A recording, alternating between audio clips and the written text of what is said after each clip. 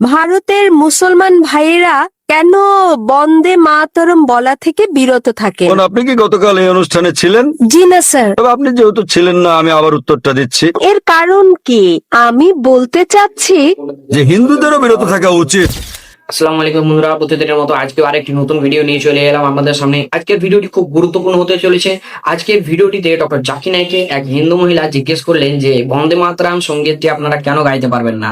বন্দে মাতরমের মধ্যে কোনো খারাপ জিনিস তো নেই, এটা তো ভারতবর্ষের জাতীয় সঙ্গীত। এই প্রশ্ন শুনে ডক্টর জাকির নায়েক তিনার উপরে রেগে গিয়েছিলেন এবং কি উত্তর দিলেন ডক্টর জাকির নায়েক তিনাকে জানতে হলে ভিডিওটি সম্পূর্ণ দেখার চেষ্টা করবেন। দর্শক বিন্দুরা, ভিডিওটি যদি ভালো লেগে থাকে তাহলে ভিডিওটিতে একটি লাইক করবেন। চ্যানেলে যদি নতুন হয়ে থাকেন অবশ্যই চ্যানেলটিতে একটি সাবস্ক্রাইব করবেন। এই ভিডিওটি শুধু বানানো হয়েছে সত্যর প্রচারের জন্য। মিথ্যার পেছনে যে সত্যটা লুকিয়ে আছে সেটাকে আমরা আপনাদের সামনে প্রদর্শন করে রাখি। ভিডিওটি আর বড় না করে চলুন মূল ভিডিওটি আমরা দেখে আসি। শুভ সন্ধ্যা। আমার নাম সেজাল যাদব। আমার প্রশ্ন, ভারতের মুসলমান ভাইয়েরা কেন বন্দে মাতরম বলা থেকে বিরত থাকেন এবং এর কারণ কি? আমি বলতে চাচ্ছি বন্দে মাতরম ভারতের জাতীয়তাবাদকে বোঝায় এবং কোনো ধর্মীয় পরিচয় বহন করে না। বোন, আপনি কি গতকাল এই অনুষ্ঠানে ছিলেন? জি না স্যার। হ্যাঁ, কারণ গতকাল এক বোন এই প্রশ্নটাই করেছিলেন। তবে আপনি যেহেতু ছিলেন না, আমি আবার উত্তরটা দিচ্ছি। বোন প্রশ্ন করলেন যে কেন মুসলিমরা বন্দে মাতরম বলা থেকে বিরত থাকেন। মুসলিমরা কেন বিরত থাকেন জবাব দেওয়ার আগে আমি আপনাদের পরামর্শ দেই যে হিন্দুদেরও বিরত থাকা উচিত। কেন? কেননা এটা ধর্মগ্রন্থের বিপক্ষে যায়, যা আমি আগে উল্লেখ করেছি।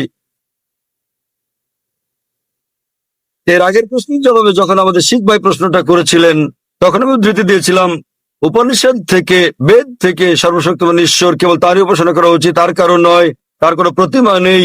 এখন বন্দে মাতরম একটা গান, এতে 3 বার বলা হয়েছে বন্দে মাতরম। বন্দে মাতরম মানে কি? মাতৃভূমির চরণে আমি মাথা নত করি। হিন্দু ধর্ম অনুযায়ী আপনি কেবল সর্বশক্তিমান ঈশ্বরেরই উপাসনা করেন, অন্য কারো নয়।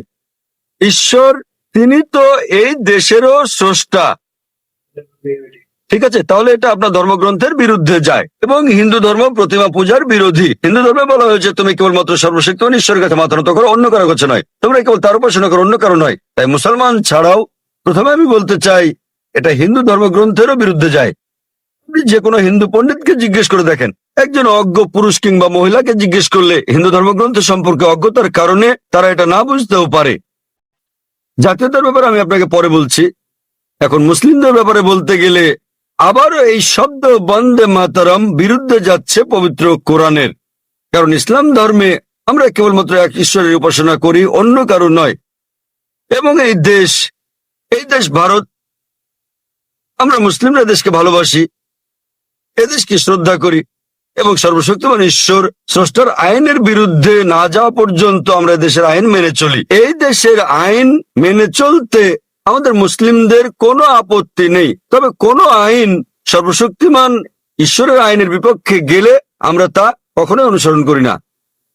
যেহেতু সর্বশক্তিমান ঈশ্বর তিনি তো এই দেশের স্রষ্টা, তাই আমরা কি দেশ না সর্বশক্তিমান ঈশ্বরের কাছে মাথা নোয়াবো? ভারত প্রসঙ্গে বলতে গেলে আমরা মুসলিম, আমরা দেশকে ভালোবাসি, এদেশকে শ্রদ্ধা করি। সত্যিকারের প্রয়োজনে আমরা দেশের জন্য মরতে রাজি, কিন্তু আমরা দেশের কাছে মাথা নত করব না। কেন? কারণ এটা আমাদের স্রষ্টার আইনের বিপক্ষে যায়। একই রকম ভাবে সৌদি আরবের কাছে মাথা নত করা উচিত নয়। কেবল ভারতের মুসলিমরা এটা করবে তা ভাববেন না। সৌদি আরবে একজন সৌদি কখনো সৌদি আরবের কাছে মাথা নত করবে না। পাকিস্তানে একজন পাকিস্তানি মুসলমান কখনো পাকিস্তানের কাছে মাথা নত করবে না। এটা ভারতের জন্য কোনো বিশেষ আইন নয়, কারণ সৌদি আরব আল্লাহ সুবহানাহু ওয়া তাআলার চেয়ে শক্তিশালী নয়। পাকিস্তান যদিও নাম পাক, কিন্তু আল্লাহ সুবহানাহু ওয়া তাআলার চেয়ে তা বড় নয়। সুতরাং এই আইন একই এবং ধারণাটা হচ্ছে আমরাও দেশকে ভালোবাসি, তবে যদি ইসলাম বিরোধী হয়, উদাহরণস্বরূপ ইসলামে আমরা আমাদের আল্লাহ এবং রাসূলগণের পর এই পৃথিবীতে যাকে আমরা অনেক বেশি ভালোবাসি তিনি আমাদের মা। মা আমাদেরকে তার গর্ভে ধারণ করেন 9 মাস। আমরা তাকে ভালোবাসি, তাকে শ্রদ্ধা করি, আমরা তার জন্য মরতে প্রস্তুত, কিন্তু তার কাছে মাথা নত করতে পারি না। যখন জন্মদাত্রী মায়ের কাছে মাথা নত করছি না, তখন এই ভূখণ্ডের কাছে মাথা নত করার প্রশ্ন আসছে কেন? কারণ না জন্মদাত্রী মা না আমাদের এই জন্মভূমি কেউ স্রষ্টার চেয়ে বড় নয়।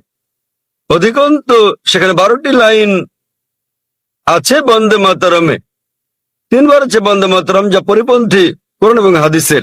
অনুরূপ ভাবে দুর্গা ও লক্ষ্মীকে সর্বশক্তিমান ঈশ্বরের গুণাবলী আরোপ করা হয়েছে, যা সরাসরি বিরুদ্ধে যাচ্ছে ইসলাম ধর্মের।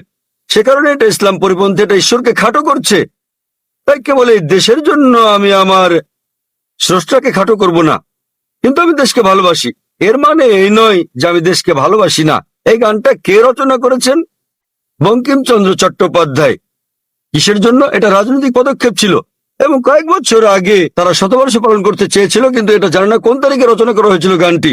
এটা আরো একটা রাজনৈতিক মতলব যা ভারতের রাজনীতিবিদরা আঁটতে চেয়েছিল, কিন্তু ভারতের হিন্দু রাজনীতিবিদরা জানে না যে এটাকে রাজনৈতিক ইস্যু বানিয়ে তারা নিজেদের ধর্মগ্রন্থের বিরুদ্ধে যাচ্ছে। আশা করি উত্তরটা পেয়েছেন। ধন্যবাদ স্যার।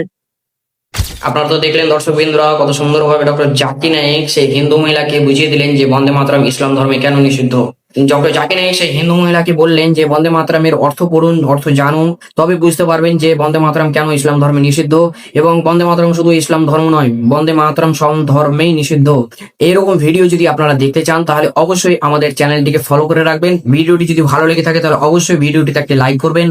এবং ভিডিওটি বানাতে খুব কষ্ট হয়েছে, ভিডিওটি যদি ভালো লেগে থাকে তাহলে অবশ্যই ভিডিওটিতে একটি লাইক করবেন, চ্যানেলটিকে সাবস্ক্রাইব করবেন এবং অন্যদের মাঝে শেয়ার করে দিবেন, যাতে এইরকম ভিডিও তেনারাও দেখতে পারেন। যে তেনার মধ্যে একটা সংকোচ বোধ বা সন্দেহজনক জিনিস ছিল যে বন্দে মাতরম কেন ইসলাম ধর্মে নিষিদ্ধ, সেই জিনিসটা দেখে ডক্টর জাকির নায়েকের কথাগুলো শুনে তিনিও বুঝতে পারবেন যে ইসলাম ধর্মে কেন নিষিদ্ধ বন্দে মাতরম। তাহলে অবশ্যই ভিডিওটি আপনাদের ভালো লেগে থাকবে। আসসালামু আলাইকুম, আল্লাহ হাফেজ। পরের ভিডিওতে নিশ্চয়ই আপনাদের সাথে দেখা হবে।